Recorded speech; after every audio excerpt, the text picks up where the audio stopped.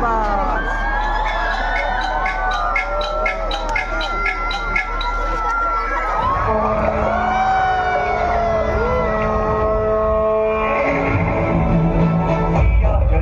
प्रसन्नांजनेयं प्रभातव्यकायं प्रकीर्तिप्रदायं भजे बालगात्रं भजेदं पवित्रं।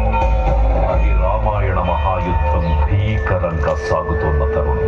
శ్రీరామచంద్రుని సారథ్యంలో వానర సైన్యంతో విజృంభిస్తూ లక్ష్మణస్వామి తనతో పోరాటం చేస్తున్న రావణుడి కుమారుడు ఇంద్రజిత్ తలని బాణంతో ఒక్క వేటుతో వేరు చేశాడు.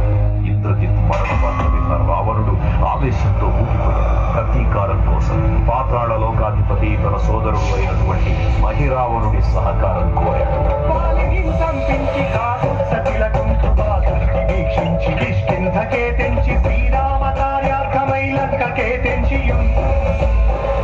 ఆ జీవి మకరధ్వజుడు అనే తన పుత్రుడు మహాసముద్రాన్ని దాటుతుండగా నీటిలో పడ్డన స్వేదబిందువు ఒక మొసలి గ్రహించడం వల్ల జన్మించాడని తెలుసుకొని ఆశ్చర్యపోతాడు హనుమంతుడు.